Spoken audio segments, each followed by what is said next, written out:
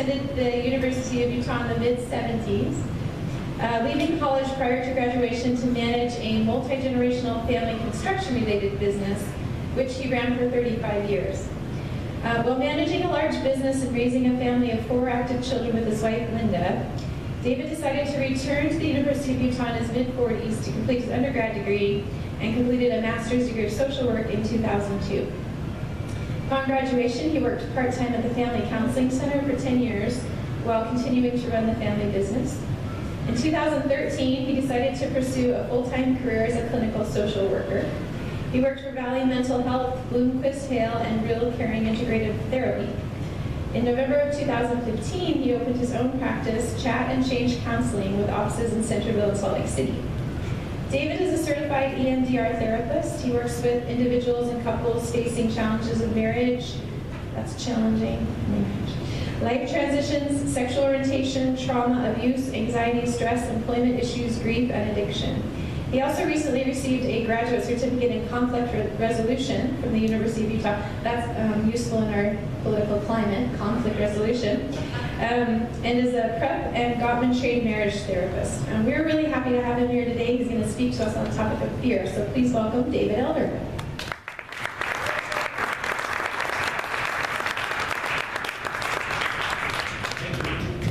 So I'm not used to being tied down to a mic stand. And if I don't need to use the mic, can y'all hear me? I prefer not to. Is it better? Yeah. Okay, so I'll use the mic. So I really want to, first of all, appreciate the music. Wow, it was really wonderful, and that you did it in conjunction with the topic of what we're talking about. I really enjoyed that. And John picked a couple of songs that he indicated talked about fear and asked you to kind of pay attention to what was going on in those songs. So when I bring up the word fear, I'd like to ask you, what do you think about? So when you think about fear, what comes to mind? Yes? Spiders, of course. What else? Yes? One of the primary drivers of human behavior. One of the primary drivers of human behavior. Absolutely. Who else? Fear, what do you think of? Yes? Trump. Trump. Okay. Yes? Uncertainty, of course. So what were the 2 main things? So 2 songs dealt with 2 different fears that John sang. What were the fears? And they're big fears. They're fears that most of us share. Anybody have any idea what the fears were or are? John? Public speaking. Public speaking. My number 1 fear. So you'll see me drinking regularly. I'm really scared to death to speak in public, so my mouth gets really dry. So I'll drink a lot to deal with that. So public speaking, or said another way, looking bad. So nobody really wants to look bad or be judged harshly, and that's a big fear that we have. So that's one. What was the other one? And it's one that we all share. It's probably the most common fear in human relationships. Any ideas? Rejection. Fear of rejection. Absolutely perfect. That's what I got out of it. Is that, John, you kind of wanted to relate to those songs? What did you know? What was in the theme of the songs for you? In like the first 2? Yeah. Well, yeah, the first one is the beginning of the song was I step off the edge and I'm falling. I'm Right. taking a leap of faith. Right. But I'll be honest, I think there was a lot of fear of success in that. Yeah. And then of course a lot of, and I at least personally, I feel like fear of success has a lot to do with feeling like, okay, if I succeed, can I keep it going, or am I going to fail? Yeah, so fear of failure. Yes. Right? Yeah. Another big one. So let's talk about fear. Do I just hit the enter key? Arrow. Which one? Sorry. Fear of doing it wrong. Thank you. Okay. So fear. What is fear? So fear is generally considered a reaction to something immediate that threatens your security or safety, such as being startled by someone suddenly jumping out at you from behind a bush. The emotion of fear is felt as a sense of dread, alerting you to the possibility that your physical self might be harmed. You're in danger, which in turn motivates you to protect yourself. So that fight or flight response, that's considered a fear response. Fear, good or bad? Good and bad? Kind of a double-edged sword, right? So what are ways that fears manifest itself? It manifests itself several ways. We're going to talk about some of those today. Anxiety, excess worry. Who here has no worries? I want to know what your trick is. No worry. Phobias, spiders, heights, dark, post-traumatic stress syndrome, panic attacks. So, what's the difference between fear and anxiety? Anxiety is a general state of distress that's longer lasting than fear and usually triggered by something that's not specific. Even though it produces a psychological arousal such as nervousness, apprehension, dry mouth, yet both fear and anxiety emotions are triggered in response to a threat. So what's the threat that I'm dealing with right now is that overall threat of I don't want to look bad, I want you to like me, those kind of things. So fear in relation to anxiety, fear may be indicated by the presence of avoidance behaviors. So although I'm afraid of public speaking, I'm not avoiding it, I'm pressing into it and doing it, because once it's all done, I kind of enjoy it. So fear immediately leads to an urge to defend yourself with escape from the impending disaster. Anxiety is foreboding, and it puts you on alert to future threats. So here are some symptoms of anxiety, and these are some things that you can probably relate to. Excessive worry, tension, unrealistic views of problems, restlessness or feeling kind of edgy or fidgety, irritability, muscle tension, headache, sweating, difficulty concentrating, nausea, the need to go to the bathroom frequently, tiredness. When I'm dealing with really strong anxiety, my stomach just gives me all kinds of problems. I can't eat. Some other symptoms of anxiety: trouble falling asleep, trembling, being easily startled, numbness in your hands or feet, difficulty swallowing, bouts of difficulty breathing, trembling, twitching, hot flashes, rashes, all kinds of uncomfortable things. No wonder people don't really like to deal with anxiety. So unchecked anxiety is a psychological bully. So what do I mean by that? Well, as most instances or interactions with bullies, what happens is it robs you of your peace of mind, your sleep. It dominates and intimidates someone. It takes pleasure in seeing you in distress. It sees no other point of view than its own. It's intolerant. It thrives on fear. And like all bullies, anxiety will retreat when it's confronted. So what do I mean by confronting anxiety? What are some methods you have to confront your own anxiety? How do you confront anxiety? What do you do? Please.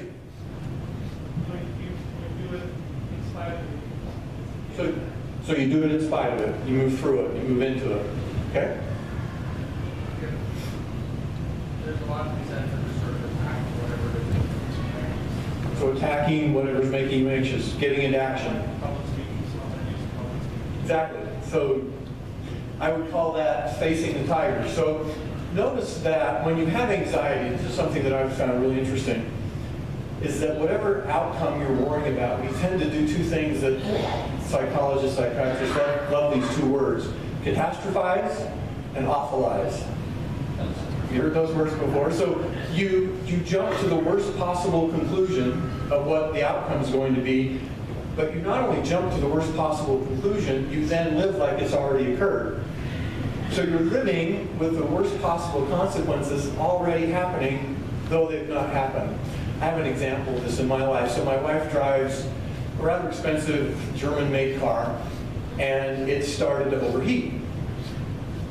So we got it towed away to the dealership to have it taken a look at, and I was concerned that it had overheated to the point that it caused some damage to the motor, because these expensive German cars do their motors out of aluminum, and if you get the aluminum too hot, then it causes real problems with the engine. Anyway, we take it to the dealer.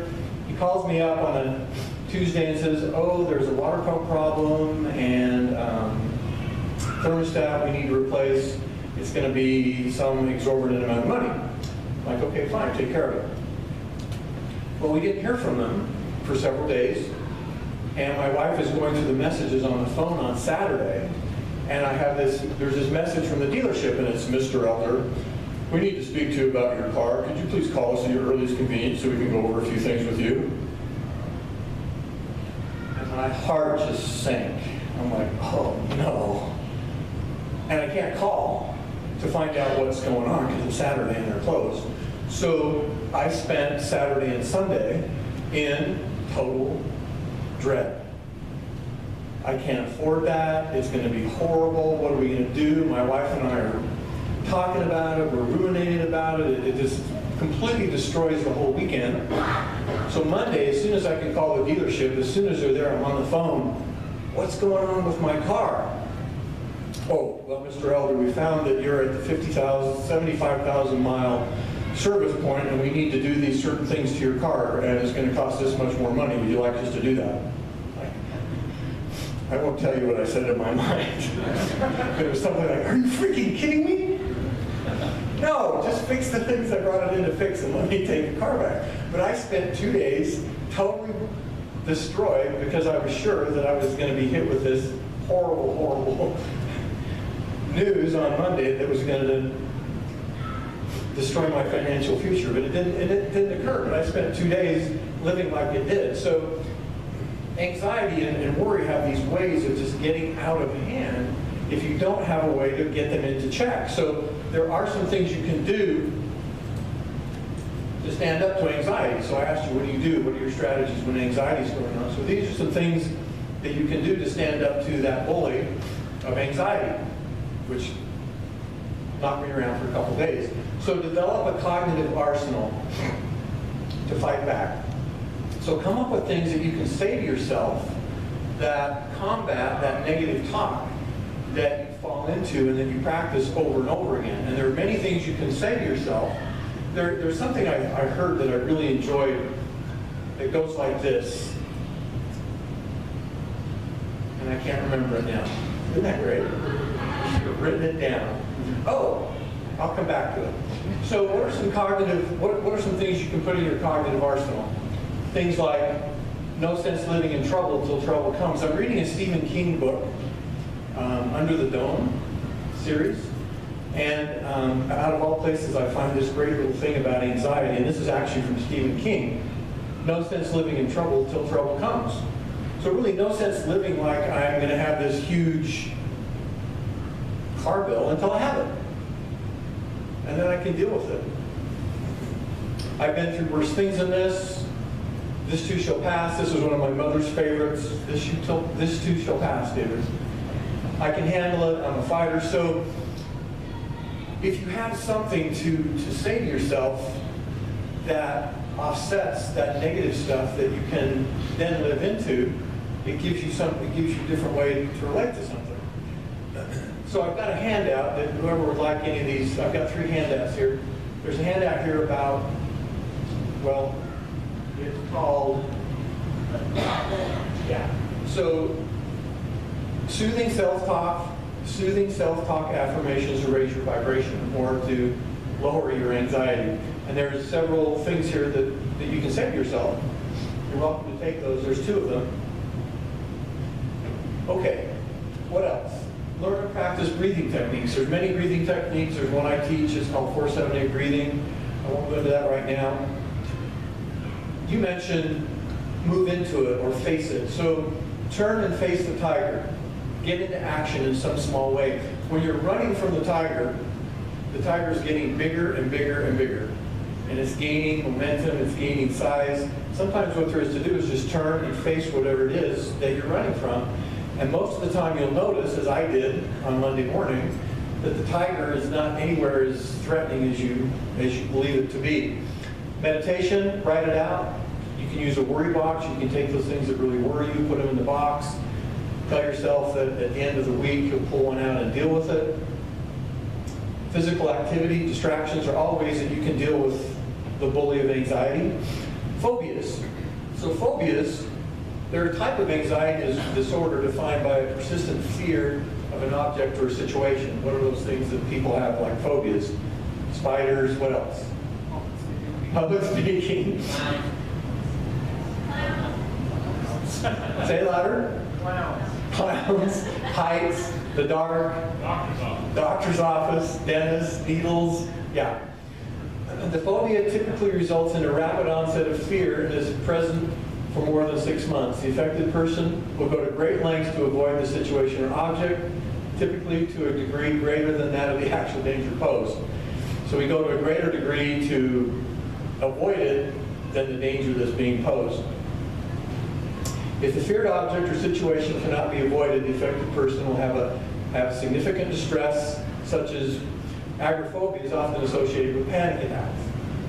Agoraphobia, fear of going outside. So usually a person has phobias to a number of objects or situations. What are ways to deal with phobias? Cognitive behavioral therapy. There's some great therapy out there called exposure therapy. So you expose someone to whatever the phobia is, small steps. And let's see, it's systematic desensitization. So you systematically expose the person to what they're afraid of in small steps. So you may, public speaking, you may look at a picture of someone doing public speaking and then deal with that. And then you may do a tape and let someone listen to that tape. And then you may speak to an audience that's safe. So there's things you can do in small steps to deal with the phobia and the upset that comes with it. EMDR therapy, that's the type of therapy that I practice. It's very effective with anxiety, with panic, with PTSD, with trauma. There's a handout here on that if you have interest in EMDR therapy. Relaxation techniques and medication. So PTSD, what do you guys know about PTSD? Anybody here have a friend or know someone that deals with that? Pretty debilitating. So there are times when a past fear reemerges even though the present situation doesn't truly warrant the need to be afraid. There's something in the environment or something takes place that triggers that past fear, and that past fear comes back like it's now happening in real time. The consequences of a prior situation where you actually were in danger is relived in the present when those emotional memories are triggered. Although you may intellectually know you're safe, you know in your mind, I'm okay, I'm not there, your body's telling you something different. So a lot of traumatic memories reside in the body, they don't reside in the brain. And the problem becomes people tend to go at trauma or anxiety or fear from a cognitive standpoint, which helps, it's very helpful, but there are memories stored in the body. So the body stores memory in images, it stores memory in cognitions, it stores memory in emotions, it stores memory in sensations. So you may be triggered in having these sensations and there's no real rational reason to be having them, but that's part of the memory system in your body. So what are some of the symptoms of PTSD? Traumatic nightmares, intense flashbacks where you feel like you're in the situation, reliving the situation, marked psychological reactivity after exposure to a trauma-related stimulus, persistent and often disoriented negative beliefs about yourself or others. I'm bad, I'm no good, I'm in danger, I'm never going to be okay. Persistent disordered blame of self or others for causing the traumatic event. Persistent negative trauma-related emotions, fear, horror, anger, guilt, shame, and markedly diminished interest in things you like to do prior to the trauma. So things you enjoyed prior to that, you no longer have interest in.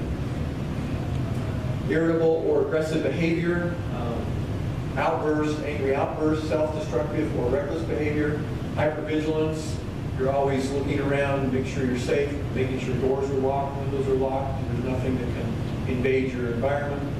Exaggerated startle response, you hear a loud noise and you're instantly startled. Problems in concentration, not able to sleep. Feeling alienated from others, kind of detached or estranged. And constricted affect, which is an inability to experience positive emotions. So when these things are going on, it can be very intense, it can be very difficult for the individual, and so what do you do? Let's talk about what you do. How do you address PTSD? So there's cognitive behavioral therapy, which deals with the cognition. There's trauma that can't be addressed cognitively. So your prefrontal cortex, where you think, is where you do, that cognitive stuff, but where those emotions and where that fear and panic may be coming from is the old lizard brain that's sitting back in the middle of your brainstem. And the problem with that is you can't talk to it. it's a non-talking entity in your brain. It's a reactive. It doesn't respond to reason, and it oftentimes can go off on its own with very little stimulus, and one is thinking to itself, what happened? How do I talk myself down from this? And the lizard brain is on its way. So cognitive behavioral therapy, EMDR, medication again.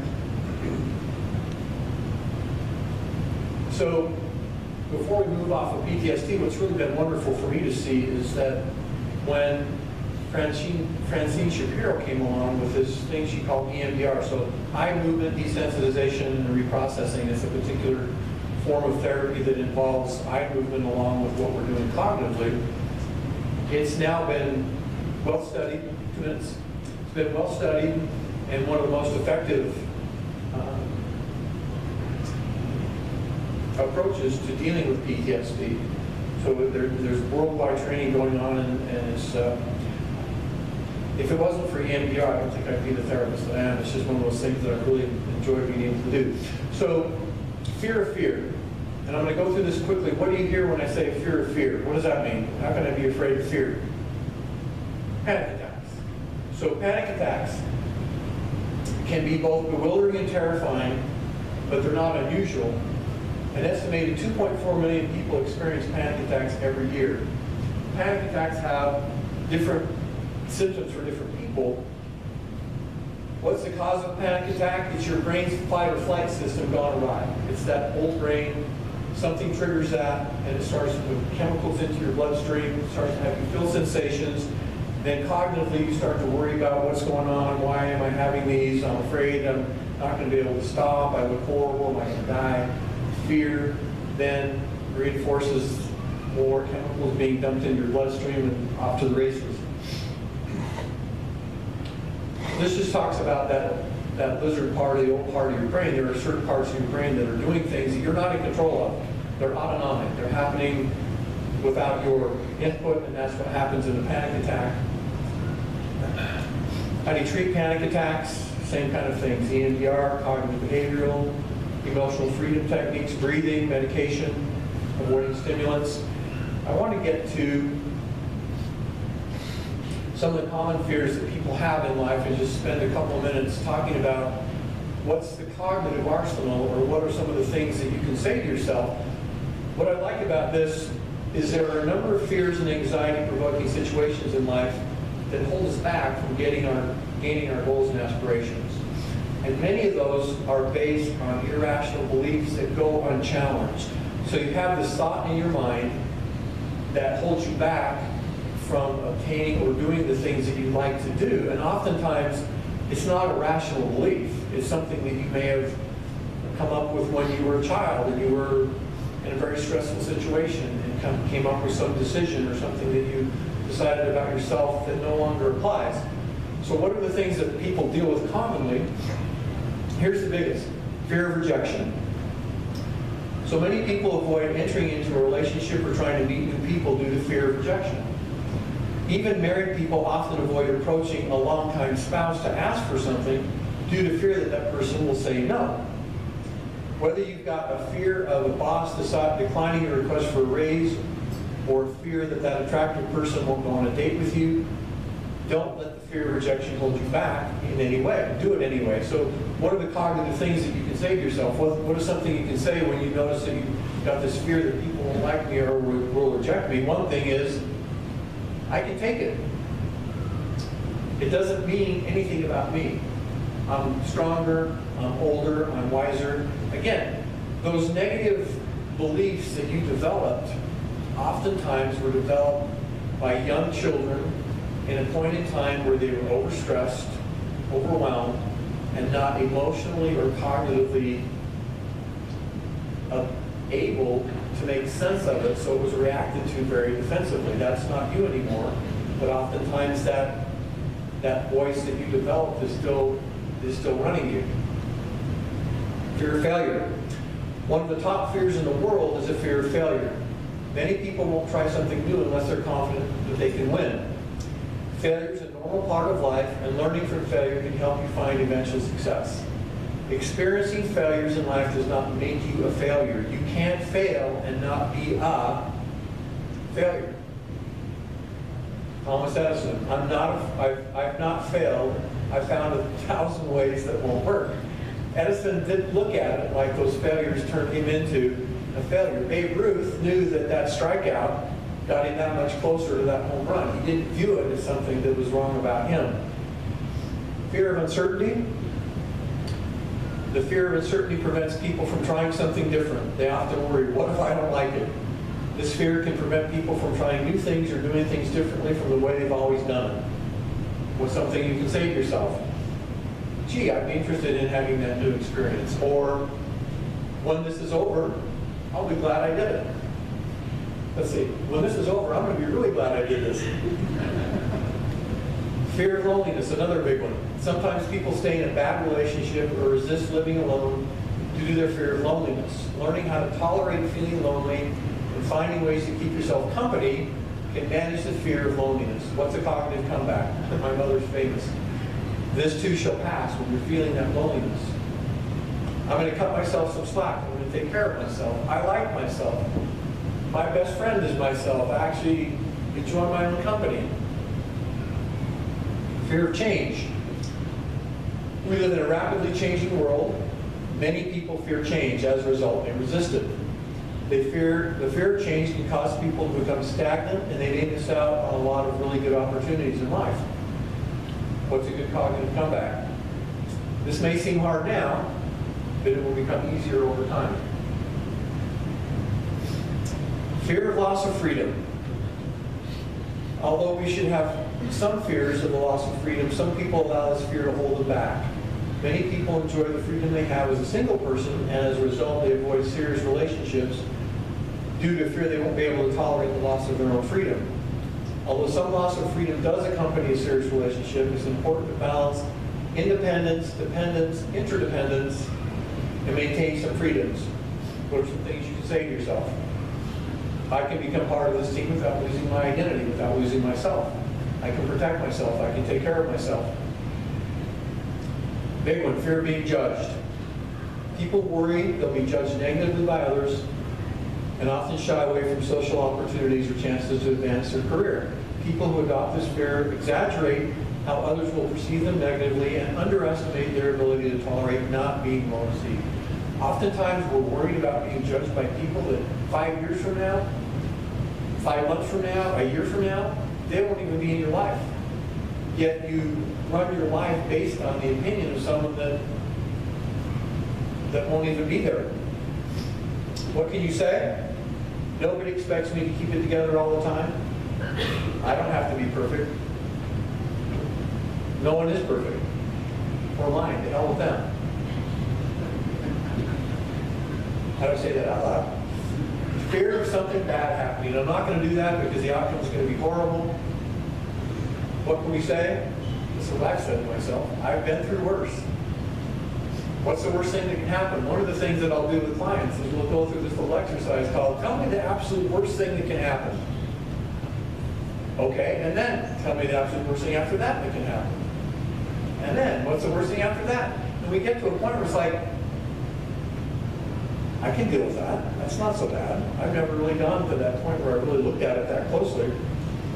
Fear of getting hurt. This keeps people from being vulnerable in relationships. Unfortunately, vulnerability is absolutely necessary for connection. So if you're walling yourself off from fear of being hurt, you're walling yourself off from being connected. They don't coexist. If you're continually making sure that you're never going to get hurt, you're making sure you're never going to be connected.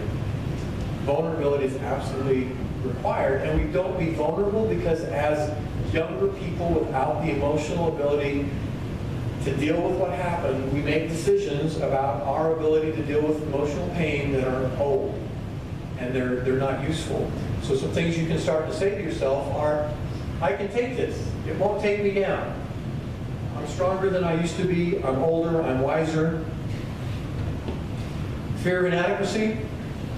I'm not good enough. I don't have the skills.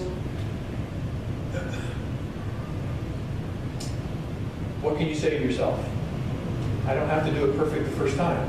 I can make mistakes. It's okay to make mistakes. It's okay to fail at things. It doesn't mean that I'm a mistake or a failure. So one thing to consider is if you completely change your relationship to fear and looked at fear as a friend, how would you, so I asked you to begin with, is fear bad or good? And it's both. And it's both. If it's both, then it's what, how do you decide what it is? It's what you choose it to be. If fear is both, then you can choose to make it a friend rather than a foe. So lots of people give you advice on getting past fear, suggesting if you can break free of shackles of fear, you'll be unstoppable. Okay, all well and good. It's important to master fear in order to feel free and to get things done. And I want to tell you that a world without fear would be simultaneously more dangerous, less rewarding, and just plain boring. I mean, people tie rubber bands around their feet and they jump off of bridges. They put silk things with strings on their back and they jump out of airplanes. So, given that we have spent so much time wishing that fear would just go away so we could get on with things, why would we actually want to cultivate fear as a friend? And there are some reasons. And these are they. Fear is an excellent guide to opportunity. It's a great indicator. Think about it. Do you get more flustered and tongue-tied when you meet a girl or guy of your dreams or someone who is just not that attractive? Which is scarier, making a presentation to the CEO of your company or to a bunch of peers? Which feels worse? The thought of failing at your dream job or failing at some temp job? So fear is a motivator. Fear motivates us to action. It tells us what to do. It can get us in situations that can be very beneficial. The way I see it, those of our ancestors who didn't run away in fear when they saw a tiger running toward them simply didn't survive to reproduce. Fear sometimes tells us what to do. We need to listen to it. Fear lets you know you're alive. Why do some people like roller coasters? Why do people like scary movies? It gives us a thrill. What exactly is a thrill? It's doing something scary and surviving. Without scary, you don't get thrill. They coexist. It's a package deal. Imagine life without thrills. Pretty dull. Is it worth losing thrills in order to avoid facing fear? I'm thinking no. So bottom line, fear can guide you towards what's important for you, motivate you to take action, to improve your odds, and give you a rush from staring into the dragon's maw. Thank you. Sorry I was kind of fast.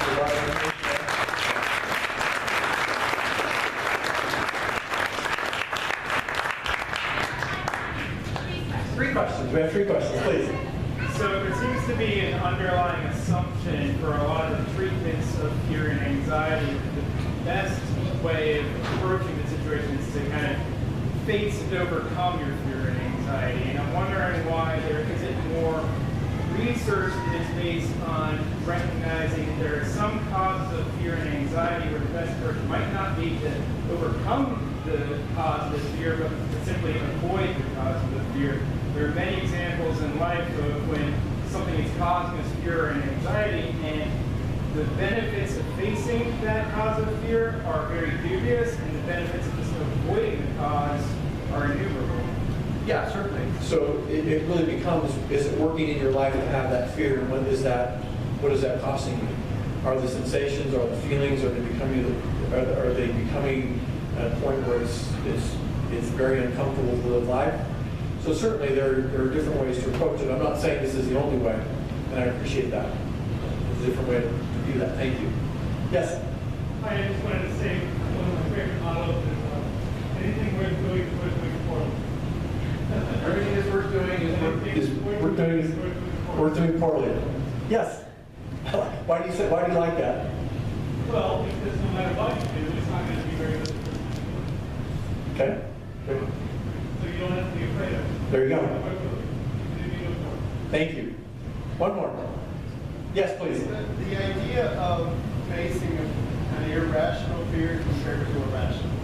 Yes. And maybe this kind kind of goes to his, just avoiding that fear as compared to, but let's say your fear of change, you said, well, it'll get easier with time. But what if it's something that you should fight against rather than letting it get easier? Does that make sense? It does, and there's no one fix all to all of these things, and that's why there's therapists, I suppose. Because there's not one simple approach to all of this. Fear is something that we all deal with in varying degrees. Some of us, it works well for us to have fears, others, it's holding us back. If it's causing problems in your life, it may be something that you want to address. Thank you so much for your time. I really appreciate the opportunity to speak to you. There's handouts here if you wish to take those. Thanks again.